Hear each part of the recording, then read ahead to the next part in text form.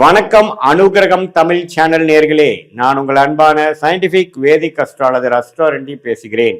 நல்லது நினைப்போம், நல்லதே நடக்கும். இந்த வீடியோவில் நம்ம என்ன பார்க்க போறோம்னா, சிம்ம ராசிக்காரர்களுக்கு 2026 ஜனவரி மாதம், ஆண்டின் முதல் மாதமாகிய ஜனவரி மாதம் எத்தகைய ஒரு பலாபலன்கள் நிறைந்ததான ஒரு மாதமாக இருக்குதுன்ட்டு சயின்டிபிக் வேதிக் அஸ்ட்ராலஜி முறையில எந்த விதத்திலும் மிகைப்படுத்தாமல் உள்ளது உள்ளவாறு நாம பார்க்க போறோம். இந்த பரிகாரங்கள் அது மாதிரி விஷயத்துக்குள்ளெல்லாம் போகாமல் ஒரு கிரகம் ஒரு இடத்துல இருக்கும் பொழுது, பயிற்சி பெறும் பொழுது, அந்த ராசிக்கு கோச்சாரம் எப்போ ராசியில பார்க்கணும், தசாபுக்திகள் லக்னம் வச்சு பார்க்கணும். தசாபுக்திகள் லக்னத்துக்கு ஒரு யோகமான ஒரு தசைகளா அவயோக தசைகளா, அந்த தசநாதன் எப்படி இருக்காருன்னா வச்சு பார்ப்போம். இப்போ கோச்சாரத்துல நம்ம பொது பலனாக மாத பலன் ஆண்டு மதம்லாம் பார்க்கும் பொழுது ராசியை வைத்து உங்க ராசிக்கு எத்தனாவது கட்டத்துல கிரகங்கள் போய் கொண்டிருக்கிறதுங்கிறத வச்சுதான் நம்ம ஒன்னொன்னு நம்ம எப்படி ஒரு தாக்குதலை நமக்கு கொடுக்குது, நல்ல ஒரு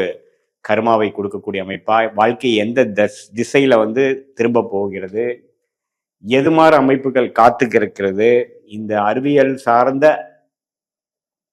சாஸ்திரமாகிய இந்த ஜோதிடம் சயின்டிஃபிக்கா நம்ம பார்க்கும் பொழுது ஒரு கிரகம் இந்த ராசிக்கு இந்த மாதிரி இடத்துல இருக்கும் பொழுது உங்களுடைய கர்ம பலன் எப்படி இந்த வாழ்க்கையில் சாதகமான சம்பவங்களாகவும் சாதகமற்ற சம்பவங்களாகவும் உருவெடுக்கிறது, எது மாதிரி விஷயங்கள் எப்படி நடந்து முடியும், எது மாதிரி விஷயம் நம்ம எதிர்பார்க்கலாம் அப்படிங்கிறத நாம துல்லியமாக இந்த வீடியோவில் நம்ம பார்க்க போறோம். இப்போ சிம்மராசிக்காரர்களுக்கு அஷ்டம சனி போய்கொண்டிருக்கிறதுங்கிறது எல்லாத்துக்கும் தெரியும். 2027 மார்ச் வரைக்கும் இருக்கு. ஜனவரி மாதம் அதுக்கு நடுவால ஒரு பீரியட்ல மாதம் முழுவதும் அஷ்டம சனி தாக்குதல் சிம்மராசிக்காரர்களுக்கு உண்டு. குரு பாருங்க 11ஆம் இடத்துல இருக்கிறது நல்ல ஒரு சப்போர்ட், நல்ல ஒரு பாதுகாப்பு.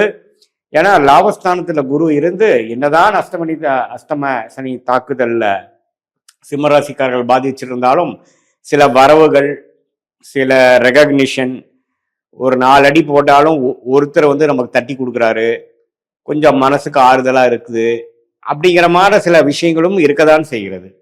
அதே சமயத்துல ராசிக்குள்ள கேதுவும் 7ஆம் இடத்துல ராகு இருக்கும் பொழுது நண்பர்கள் இடையே கொஞ்சம் பிரச்சனைகள், கொலீக்ஸ், கஸ்டமர் இடையே நம்ம கொஞ்சம் கேர்ஃபுல்லா டீல் பண்ணணும். படிக்கிற மாணவர்கள் நண்பர்களிடையே பார்த்து பண்ணணும், பழகணும். புதுசா இருக்கிறவங்களோட உண்மையிலேயே கவனமாக இருக்கணும். இந்த நேரத்துல தான் பார்த்தீங்கன்னா தெரியாத ஒரு விஷயத்துக்குள்ள போய் மாட்டிக்கிறது, ஸ்கேம்ல மாட்டுறது, வயசு கோளாறுல நடக்கக்கூடிய அந்த 20 வயசு 25 வயசுல பார்த்தீங்கன்னா அந்த காதல் விஷயத்துல போய் மாட்டுறது, அவப்பேரு எடுக்கிறது, கெட்ட பேர் வாங்குறது, திடீர்னு விபத்துகள் நடக்கக்கூடிய அமைப்புகள், இது மாதிரிலாம் சில விஷயங்கள்லாம் அஷ்டம சனி தாக்குதல் இருக்கும் பொழுது இந்த ராகு எதுவும் ராசிக்குள் இருக்கும் பொழுது கொஞ்சம் ஒரு மாதிரியான ஒரு அமைப்புகள் இருக்கப்போ கேர்ஃபுல்லா நம்ம இருக்கணுங்கிறது தான் பலன். அதே சமயத்துல இப்போ உங்களுடைய ராசி அதிபதி செவ்வாய், புதன், அப்புறம் சுக்கிரன், ராசி அதிபதி யாரு, சூரியன், எல்லாமே 5ஆம் இடத்துல இருக்கிறாங்க முதல் 2 வீக்ஸ்ல. ஸோ முதல் 2 வாரத்துல குருவின் பார்வையில ராசி அதிபதி இருக்கிறது. ஜனவரி மாதம் நியூ இயர்ல இருந்து பாத்தீங்கன்னா பொங்கல் டைம் வரைக்கும் நிறைய நல்ல விஷயங்கள் நடக்குது, மன உற்சாகமா இருக்கும். ஒரு நாளும் பார்த்தீங்கன்னா மகிழ்ச்சிகரமா போகக்கூடமா இருக்கும். என்னதான் அஷ்டம சனி தாக்க ஒரு பக்கம் பிரச்சனை இருந்தாலும் சிலதெல்லாம் உங்களுக்கு பாசிட்டிவா நடந்துட்டு இருக்கக்கூடிய அமைப்புகள் பரிபூர்ணமாக உண்டு. ஸோ அதனால முதல் 2 வீக்ஸ் ரொம்ப நல்லா இருக்குது சிம்மராசிக்காரர்களுக்கு.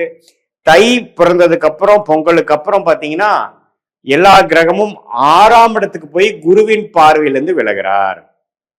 ஸோ அது என்ன ஆகும், சில விஷயங்கள் புதுசா ஒரு ப்ராஜெக்ட் ஸ்டார்ட் பண்றது, டிராவலிங், புதுசா ஒரு இடத்துக்கு போறது, குடுக்கல் வாங்கல்ல புதுசா ஒரு இன்வெஸ்ட்மெண்ட் பண்றது, ஒரு தொடர்பு கொண்டு வர்றது, அது மாதிரி புதிய விஷயங்கள் தை மாசத்துக்கு அப்புறம் பண விஷயமா இருந்தாலும் சரி, இடம் இருக்கக்கூடிய இடம் டிராவலிங்கா இருந்தாலும் சரி, அதே சமயத்துல தொடர்புகள் விஷயமா இருந்தாலும் சரி, முதலீடுகள் விஷயங்கள், இது எல்லாமே கொஞ்சம் activity filled second half of January உங்களுக்கு 6ஆம் இடத்துல சூரியன், புதன், செவ்வாய், சுக்கிரன் எல்லாமே பார்த்தீங்கன்னா ஜனவரி 15 16 அப்புறம் மாறுறாங்க.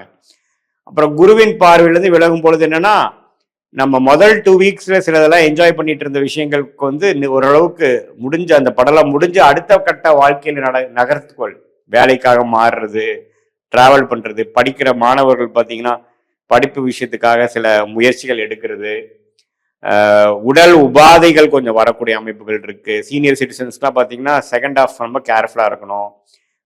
கரெக்டான மெடிசன்ஸ் எடுக்கிறோமா, கரெக்டாக எடுக்கிறோமா, நம்மளுடைய உடலுக்கு வேணுங்கிற ஃபுட்டு, எக்ஸசைஸு எல்லாமே கரெக்டாக பண்ணுறோமா, கவனமாக இருக்கிறோமா எல்லாத்துலேங்கிறதையும் பார்த்துக்கணும். ஏன்னா ஒரு பக்கம் அஷ்டம சனி நடக்குது, ஒரு பக்கம் எல்லா கிரகங்களும் ராசி அதிபர் வந்து 6ஆம் இடத்துக்கு போகிறாரு. ஸோ அது மாதிரி இருக்கக்கூடிய அமைப்புகள் வந்து ஜனவரி மாதம் முழுக்கும் குறிப்பாக செகண்ட் ஹாஃப் வந்து கொஞ்சம் கவனமாக இருக்கக்கூடிய அமைப்புகள் இருக்குது. மாணவர்களாக இருந்தாலும் சரி, இளைய வயதினராக இருந்தாலும் சரி, நடுத்தர வயதினராக இருந்தாலும் சரி, சீனியர் சிட்டிசனாக இருந்தாலும் சரி, எல்லாருமே அவங்களுடைய வாழ்க்கைக்கு என்னென்ன விஷயங்கள் போய்கொண்டு இருக்கிறதோ எல்லாத்துலேயுமே சிரத்தையாக டியூ டெலிஜென்ஸ்னு சொல்லுவாங்க, எல்லாத்துலேயுமே ஃபுல்லாக வெரிஃபை பண்ணிட்டு சமயோஜ்ய புக்தியோட செயல்படணும்.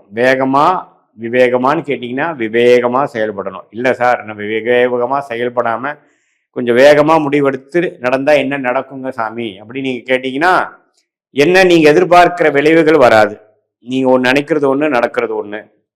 நீங்கள் ஒருத்தரை நினச்சி இவர் இப்படி தான் அப்படின்னு நினச்சி நீங்கள் ஒரு சில விஷயங்கள் அவர்கிட்ட பண்ணுறீங்க, அது அப்புறம் தான் தெரியும் அவர் அது மாறனவர் இல்லை, நாம் வந்து தப்பு கணக்கு போட்டோம் அப்படின்னு தெரியும். நண்பர்கள் விஷயத்தில் நாம் ஏதோ ஒன்று பேசுனது தப்பாக மிஸ்கம்யூனிகேட் ஆகும். நம்மளோட ஆஃபீஸில் பாலிடிக்ஸ் பயங்கரம் அதிகமாக இருக்கும். நமக்கு பின்னாடி போய் பேக் ஸ்டாபிங் பண்ணுறது, புறம் பேசுறது, நமக்கு பின்னாடி எதிராக வேலை செய்கிறது, எதிரிகளின் நடமாட்டங்கள்லாம் கொஞ்சம் அதிகமாகும். ஸோ இப்படியெல்லாம் இருக்கிறதுனால நம்ம கொஞ்சம் கேர்ஃபுல்லாக இருந்துக்கக்கூடிய அமைப்புகள் கட்டாயம் தேவைப்படுகிறது.